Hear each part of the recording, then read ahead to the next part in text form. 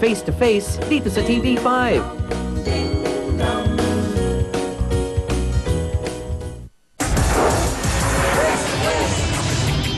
Mga kapatid, narinig na nga natin ang panig ng kasambahay na si Ate Raquel at ang panig din ng amo na si Ate Marlene. At ang sabi nga niya, si Ate Raquel lang ang naging pasaway at problemado siya doon sa lahat ng mga naging kasambay niya.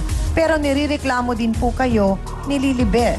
Hindi po ninyo pinakain ng maghapon. Hindi po yan totoo po, ma'am. Totoo yan! Hindi yan totoo na hindi kita pinapakain. Kasi, unyanin ho kasi ang matandang yan eh.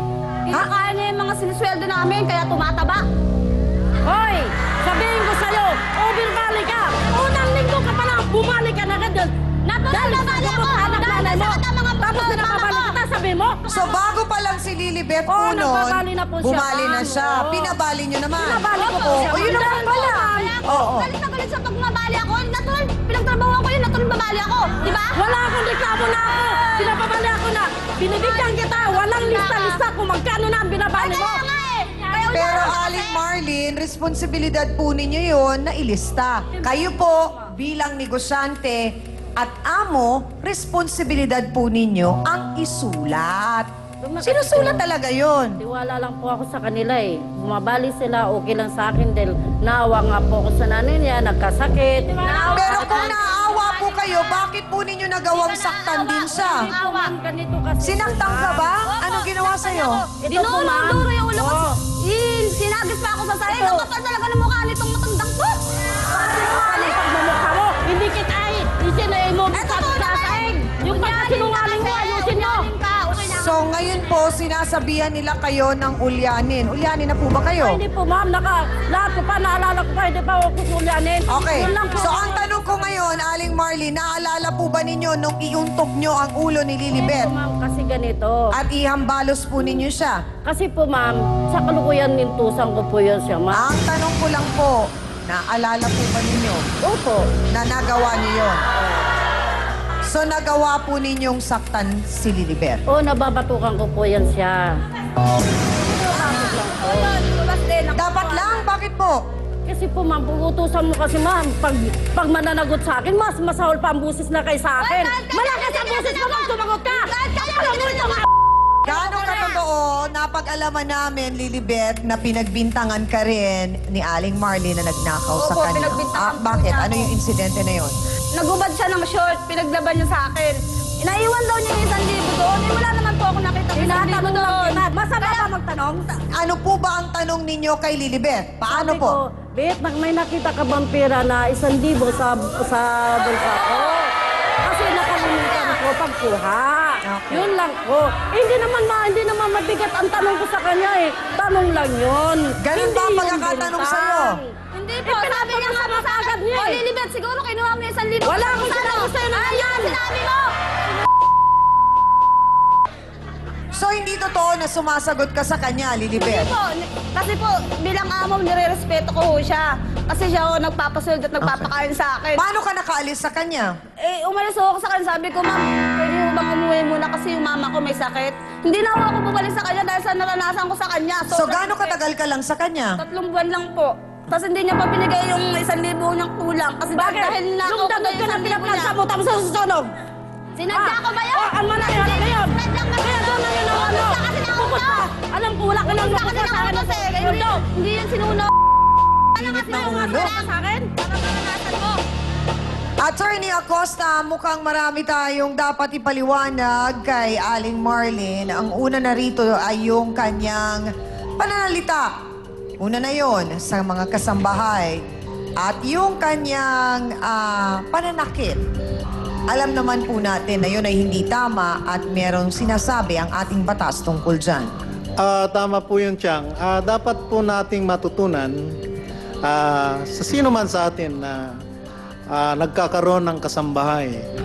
Ng ating mga kasambahay, kaya nga sinabing kasambahay, kasama sa bahay, na ibig sabihin ay dapat din nating kilalanin na meron silang mga dignidad, meron silang personalidad, at merong kapayapaan ng pag-iisip na dapat ay igalang at irespeto ng sino man sa atin.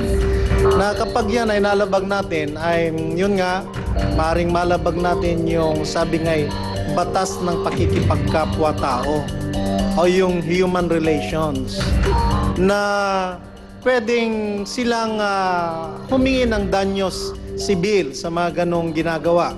Pangalawa, kapag yan ay sinasaktan natin, pisikal, abay tangi dun sa danyos perwisyoso na yun ay pwede pa tayong may demanda sa physical injuries o kaya maltreatment. At yung pasahod, abay dapat ibigay din yon dahil bagaman meron ngayong pinapanukalang batas na itaasan ang pasahod ng mga kasambahay sa present na 800 pesos. Ngunit tandaan natin, kapag nagkaroon ng agreement o kasunduan, ang amo at ang nangangamuhan over and above dun sa basic na sinasabi, yun ang magiging batas nila. Oh. Ano pong tanong? Sa inyong dalawa ni attorney. Kasi nasabi kanina ni Ate Marlene na kaya meron siyang hindi binigay na pera dito kasi may nasunog na damit. Dapat ba pag gano'n na I'm sure naman hindi sinasadya nung kasambahay na masunog na damit o mahawahan ng kulay pag nilabhan. Legal ba na Yun nga po, attorney, ibawas legal yun po ba sa na kita? ibawas yun? Kung talagang gusto nyong ganun ang maging patakaran, pwede namang bago nyo tanggapin ang isang kasambahay, ilatag nyo sa kanya. Klaro, dapat Maging pag-usapan. klaro. Opo. Ngunit kung hindi nyo yon naklaro sa kanya, ay hindi nyo pwedeng kagyat-kagyat ay ibabawas sa sweldo niya yung anumang bagay na naging pagkukulang niya o nagawa niyang aksidenteng nga dun sa pagtatrabaho niya sa ating tahanan. Tiyangami. Salamat po, Attorney Acosta. At para lalo po tayong mas maliwanagan, lalo na rin ang ating mga mahal na kasambahay, nasa linya po ngayon ng telepono ang presidente ng Federation of Free Workers sa Pilipinas na si Attorney Sani Matula upang linawin po ang issue ni na Raquel at Lilibet. Attorney Sani, magandang hapon po, si Ami Perez po ito. Ma'am, magandang hapon po. Gusto lang po namin iparating sa inyo ang aming issue ngayong araw na ito. Meron po kaming kasambahay na si Ate Raquel at si Ate Lilibet na inireklamo po yung kanilang amo dahil nga po sa binawasan ng kanilang sweldo at minamaltrato nga po sila sa pananalita at pananakit din pong pisikal. Pagka ganito po ba ang problema ng isang kasambahay natin, saan pong ahensya po sila pwedeng humingi ng tulong? Kung yung unang-una yung pananakit, bawal po yan sa ating batas. Sa ating labor code, sa Article 147, ay sinasabi na bawal nasaktan yung mga kasambahay at dapat tatuwing silang mga tao. Ang sinasabi ng batas, may kulong yan na 3 buwan hanggang 3 taon at hindi bababa sa 1,000 piso na fine hanggang 10,000 piso. Sa ilalim ng labor code yan. So ngayon pong, attorney, ngayon pong nailatag na ni Raquel at ni Lilibet yung mga reklamo po nila laban kay Ate Marlene, saan po sila pwedeng pumunta at magreklamo? Kung yung sa bayad ng sahod, isakwan nyo na kung bababa sa 5,000 piso, ay pwede sa regional office ng Department of Labor. Pero pag sobra na ng 500,000 piso ay sa labor arbiter ng National Labor Relations Commission na sa sampang kaso. Para lang po maging balanse naman po tayo, Attorney Sani, para naman po dun sa mga amo na nagkakaroon ng problema sa mga kasambahay naman po na medyo po pasaway o yung pong medyo mga ginawan po sila ng mga pagnanakaw o naging abusado. Paano naman din po yung kanilang karapatan naman po bilang amo? Pwede lang tanggalin yung tao, pero dapat bigyan ng due process. Opo. Papaalam at pipa-explain bakit hindi sila tanggalin. May mga just causes naman tayo, no? At authorized causes sa ilalim ng batas na pwedeng tanggalin yung empleyado kung may mga kasalanang nagawa. Maraming salamat po kay Attorney Sani Matula, ang presidente po ng Federation of Free Workers.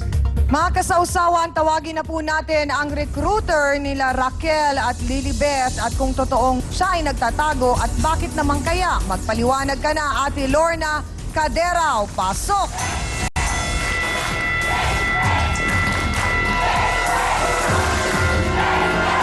Sandali lang! Ate Lorna, nasaan po ang pera ni Raquel? Nagamit ko po dahil nagkataon po noon. Nasaan ang pera ni Raquel? Nasa akin po. Anong nangyari? Nagkataon po kasi noon may hinahatid akong katulong sa Las Piñas po. Bakit po Ngayon, ninyo nagamit nagamit ko po. ang pera? Kasi po nagkataon wala po akong pera noon. Ngayon may katulong sa Dahil tao po yun. So inamin naman po ni Lorna na nagamit niya ang pera ni Raquel. Ano pa ang ibang paliwanag niya? Magbabalik po ang Barangay Hall on Air, ang Face to Face.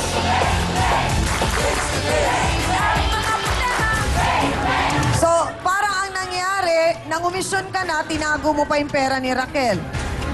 Hindi, bali, utang ko na po sa kanya yung babayaran ko. O pero na po paano siya kung eh. nangyaring nangutang kayo sa taong hindi naman niya